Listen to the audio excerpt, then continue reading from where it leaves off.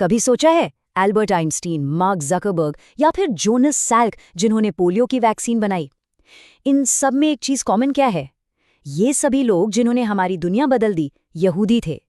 तो चलिए आज इसी बात को समझते हैं कि आखिर कैसे इतिहास की सबसे असरदार माइनॉरिटीज में से एक ने ये सब कर दिखाया। सोचिए, दुनिया की आबादी आज लगभग 8 अरब है। 8 अरब! और इस इतने बड़े समंदर में यहूदी कम्युनिटी एक छोटी सी बूंद के बराबर है। सिर्फ 1.5 करोड़ लोग, मतलब पूरी दुनिया का सिर्फ 0.2%।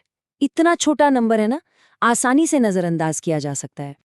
लेकिन अब जरा इस तरफ देखिए, आबादी कितनी? 0.2%। और नोबेल प्राइज, दुनिया के 20% से भी ज्यादा नोबेल प्राइज विनर्स इसी कम्युनिटी से आते हैं। साइंस हो, लिटरेचर हो, इकोनॉमिक्स हो, हर फील्ड में। ये आंकड़ा सच में दिमाग घुमा देता है, नहीं? यहाँ जरूर कोई गहरी बात है। तो फिर असली सवाल यही उठता है कि आखिर राज क्या है? कैसे एक इतना छोटा सा समुदाय जिसे सदियों तक परेशान किया गया, वो साइंस, बिजनेस और कल्चर पर इतना जबरदस्त असर डाल पाया? देखिए, इसका जवाब किसी एक चीज में नहीं है। ये कई चीजों के एक कॉम्प्लेक्स जाल में छिपा है। तो इस कहानी को समझने के लिए सबसे पहली चाबी उनके इतिहास में है। उनकी कामयाबी की नींव, पता है, किसी महल में नहीं, बल्कि उजड़े हुए घरों की राख पर रखी गई थी।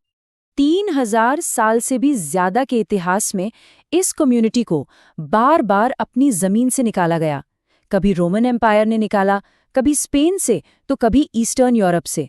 वो हमेशा एक आउटसाइडर ही बने रहे, जिनको कभी पूरी तरह से अपनाया नहीं गया। उनसे उनकी जमीन छीनी जा सकती थी, उनका घर छीना जा सकता था, उनका सारा सामान छीना जा सकता था। पर अजीब बात यह है कि इसी दर्द से एक जबरदस्त सोच पैदा हुई। आप खुद सोचिए, जब आपको पता हो कि आपका सब कुछ, लिटरली सब कुछ, कभी भी छीना जा सकता है, तो आप इन्वेस्ट किस चीज में करेंगे? जवाब सिंपल था, दिमाग में। नॉलेज, ज्ञान ही उनकी असली दौलत बन गया। एक ऐसी दौलत जिसे कोई छीन नहीं सकता, जो आपके साथ हर देश, हर शहर जाती है। ये सिर्फ कहने की बात नहीं थी, ये जिंदा रहने का एक तरीका बन गया था। चलिए, अब आते हैं दूसरे और शायद सबसे इम्पॉर्टेंट रीजन पर। आखिर ये मेंटालिटी, ये सोच आई कहाँ से? ये आई उनके कल्चर से। एक ऐसा कल्चर जहां सवाल पूछना सबसे बड़ा पुण्य माना जाता है। उनकी एक बहुत ही पाक किताब है जिसका नाम है तालमुद। अब ये कोई रूल्स की लिस्ट नहीं है, बल्कि सदियों पुरानी डिबेट्स का एक कलेक्शन है।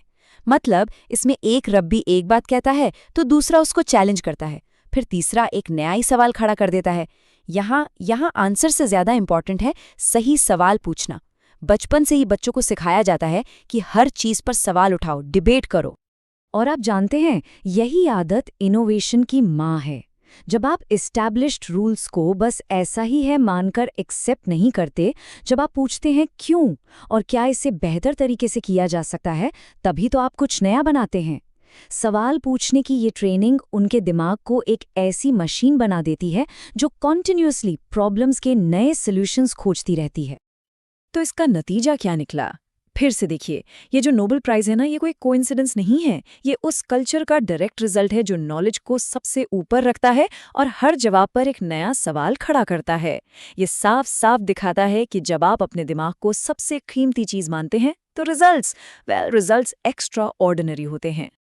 तो चलिए, अब इस हिस्टोरिकल और कल्चरल फाउंडेशन को आज की दुनिया से कनेक्ट करते हैं।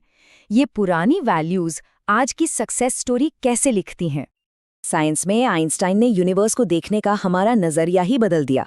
टेक्नोलॉजी में सोचिए, गूगल के सर्गे ब्रिन और फेसबुक के मार्क ज़करबर्ग ने पूरी दुनिया को कनेक्ट कर दिया। सिनेमा में स्टीवन स्पीलबर्ग ने कहानी कहने का अंदाज ही बदल डाला। ये सब अलग अलग फील्ड्स के लोग हैं, लेकिन इन सब की जड़ों में वही एक चीज है, सवाल पूछने और नॉलेज को सबसे ऊपर रखने की ट्रेडिशन। और इसमें एक और चीज जुड़ जाती है, वो है कम्युनिटी की ताकत। सदियों तक आउटसाइडर समझे जाने की वजह से उन्होंने एक दूसरे का साथ देना सीख लिया। ये ना एक ग्लोबल नेटवर्क की तरह काम करता है, एक ऐसा इकोसिस्टम जहां लोग एक दूसरे को बिजनेस में, पढ़ाई में और नई जगह बसने में हेल्प करते हैं। ये एक इनविजिबल सेफ्टी नेट है जो उन्हें कहीं भी सक्सेसफुल होने में मदद करता है। इस पूरी सोच का सबसे बड़ा मॉडर्न एग्जाम्पल पता है क्या है? इजराइल।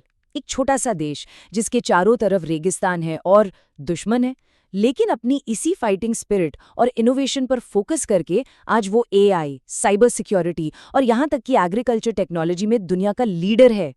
उन्होंने रेगिस्तान में खेती करना सीख लिया। क्यों? क्योंकि उनके पास कोई और ऑप्शन ही नहीं था। कहते हैं ना, जरूरत ही आविष्कार की जननी है। तो इस पूरी कहानी का सार क्या है? मतलब अगर हमें इस एक्स्ट्रा ऑर्डिनरी सक्सेस के राज को कुछ की पॉइंट्स में समराइज करना हो तो वो क्या होंगे? देखिए, ये समझना बहुत ज़रूरी है कि ये सक्सेस किसी रिलीजन या रेस की वजह से नहीं है। ये कुछ यूनिवर्सल वैल्यूज़ की वजह से है जिन्हें कोई भी कहीं भी अपना सकता है। पहला, एजुकेशन को प्रायोरिटी देना। दूसरा, हर चीज़ पर सवाल उठाना और तभी भी सीखना बंद न करना। तीसरा, अपनी कम्युनिटी को स्ट्रॉन्ग बनाना। और चौथा, मुश्किलों से हार नहीं मानना बल्कि उन्हें ही अपनी ताकत बना लेना। तो आखिर में ये कहानी सिर्फ एक कम्युनिटी की नहीं है। ये इस बात का सबूत है कि आपके हालात आपको डिफाइन नहीं करते, बल्कि उन हालात पर आपका रिएक्शन आपको डिफाइन करता है। इतिहास गवाह है, दुनिया के सबसे बड़े बदलाव हमेशा छोटे, पैशनेट और डेडिकेटेड ग्रुप्स ने ही किए हैं। सवाल तो बस ये है कि अगला ऐसा ग्रुप कौन होगा।